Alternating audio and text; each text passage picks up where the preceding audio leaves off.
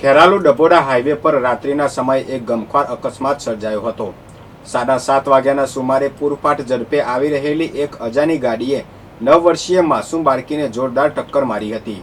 આ hit and રનની ઘટનામાં બાળકીનું ઘટના સ્થળે જ કમકમાટીભર્યું મોત નીપજ્યું હતું, જ્યારે અકસ્માત સર્જી ગાડી ચાલક અંધારાનો લાભ ઉઠાવી નાસી છૂટ્યો હતો। મળતી માહિતી મુજબ ડભોડા ગામની રહેવાસી જાગૃતિબેન ભૂપતજી ઠાકોર પોતાના ઘર પાસે હાઈવે ઓળંગી રહી હતી ત્યારે ડભોડાથી ખેરાલુ તરફ જતી એક તેજ રફતાર ગાડીએ તેને પોતાની ઝપેટમાં લીધી હતી। ટક્કર એટલી પ્રચંડ હતી કે બાળકી રોડ પર ફંગોળાઈ હતી અને માથામાં ગંભીર ઈજાઓ થવાથી તેનું પ્રાણ પંખેરું ઉડી ગયું હતું। ઘટના બાદ લોકોના ટોળેટોળા ઉમટી પડ્યા હતા અને બાળકીના મૃતદેહને ખેરાલુ સિવિલ હોસ્પિટલ ખાતે પીએમ અર્થે ખસેડવામાં આવ્યો હતો। બાળકીના પિતાએ આ મામલે ખેરાલુ પોલીસ મથકે ફરિયાદ નોંધાવતા પોલીસે ગુનો નોંધી ફરાર ચાલકની શોધખોળ હાથ ધરી છે। યાત્રાધામ બેચરાજીમાં છેલ્લા 9 વર્ષથી બંધ પડેલી પેસેન્જર ટ્રેન સેવાને પુનઃ શરૂ કરવા માટે હવે રાજકીય જંગ જામ્યો છે। રેલવે તંત્ર દ્વારા માત્ર ઉદ્યોગોને પ્રાધાન્ય આપી માલગાડીઓ દોડાવવામાં આવતી હોવાના આક્ષેપ સાથે કોંગ્રેસે ઉગ્ર વિરોધ પ્રદર્શન કર્યું હતું, જેમાં પૂર્વ ધારાસભ્ય સહિતના નેતાઓની અટકાયત કરવામાં આવી હતી। એક તરફ વિપક્ષે રેલવેના ખાનગીકરણનો આરોપ લગાવી આંદોલન વધુ તેજ કરવાની ચીમકી આપી છે, તો બીજી તરફ શાસક પક્ષના ધારાસભ્યએ ટેસ્ટિંગ પ્રક્રિયા ચાલુ હોવાનું જણાવી આગામી 2 મહિનામાં ટ્રેન શરૂ થવાની ખાતરી આપી છે।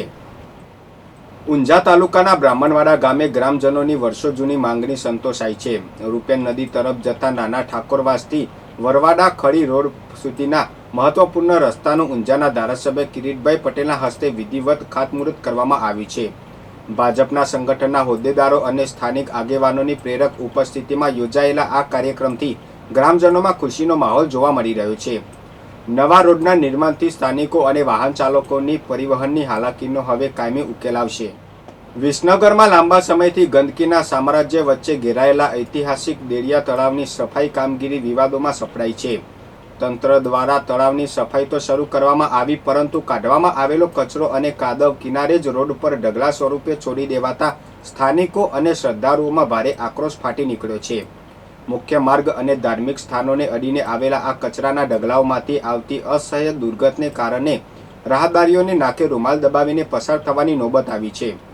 સફાઈના નામે ઊભી કરાયેલી આ નવી આફતથી મચ્છરોનો ઉપદ્રવ વધતા હવે સ્થાનિકોમાં મચ્છરજન્ય રોગચાળો ફાટી નીકળવાની દહેશત છેવાઈ રહી છે, ત્યારે તંત્ર આ ગંદકીનો તાત્કાલિક નિકાલ કરે તેવી લોક માંગ પ્રબળ બની છે।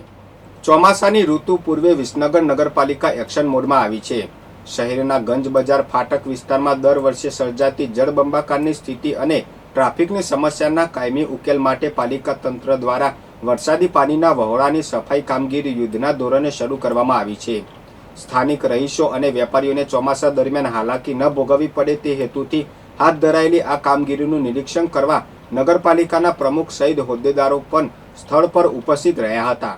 હેમચંદ્રાચાર્ય ઉત્તર ગુજરાત યુનિવર્સિટીના કેમ્પસમાં પર્યાવરણ દિવસની પૂર્વ સંધ્યાએ કુલપતિ કેસી પોરિયાના હસ્તે 4 મોટા વિકાસલક્ષી પ્રકલ્પોનું ઉદ્ઘાટન કરવામાં આવ્યું છે।